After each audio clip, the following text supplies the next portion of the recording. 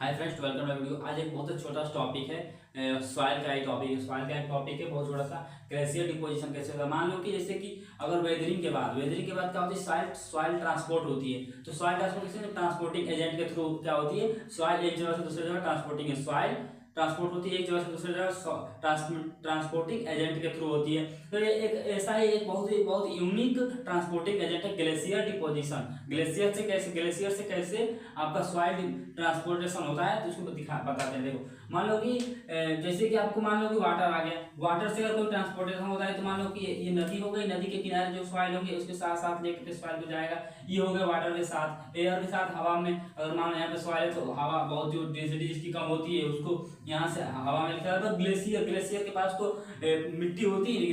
Glacier पे कहाँ मिट्टी होती है, मिट्टी होती नहीं, पर मिट्टी वहाँ पे आती कैसे और कैसे फिर ट्रांसपोर्टेशन होता है, ये बताने की कोशिश करते हैं। ठीक, तो ये हो गया मान लीजिए आपका एक ग्लेशियर है। क्या है, ग्लेशियर है बड़ा सा। ठीक, ये ग्लेशियर है। ग्लेशियर में आपके पास तो यहाँ पे कोई सॉइल प्रेजेंट नहीं होगा, यहाँ पे कोई सॉइल प्रेजेंट नहीं होगा। बट यहाँ पे आप देखेंगे कि ग्लेशियर जो बना है इस सॉइल पे ही तो बना होगा। क्या होगा, सॉइल पे ही तो ग्लेशियर बना होगा। नीचे सॉइल होगा, यहाँ पर भी क्या होगा, आपका सॉइल होगा। यहाँ पे क्या होगा, आपका सॉइल होगा। तो देखो, जब आप ये ग्लेशियर है, ग्लेशियर मेल्टिंग करेगा। क्या करेगा, ग्लेशियर आपका मेल्टिंग करेगा। तो मेल्टिंग करेगा तो यहाँ पे जो पानी आएगा मेल्टिंग से, तो ये यहाँ पे जो सॉइल है अपने साथ फिर बहा के लेके जाएगा। फिर क्या करेगा, ग्लेशियर आपको बहा करेगा। फिर आने को जाने के बाद क्या होगा, ग्लेशियर फिर से क्या ग्लेशियर बन जाएगा। क्या होगा, ये जो पानी में बदला था ग्लेशियर मेल्टिंग होकर फिर क्या करेगा, आपका ग्लेशियर मान लीजिए यहाँ बन गया। ठीक, ग्लेशियर बन गया। तो इसमें क्या है, तो इसमें यहाँ पे फिर यहाँ पे तो सॉइल के पार्टिकल फिर आ गए। तो यहाँ पे सॉइल के पार्टिकल एक भी नहीं थे, लेकिन यहाँ पे जो सॉइल थे इसके बहाव के कारण यहाँ पे जाकर क्या हुआ, यहाँ पे सॉइल के पार्टिकल आ गए। फिर जब यहाँ पे मेल्टिंग स्टार्ट, ग्लेशियर का मेल्टिंग स्टार्ट होगा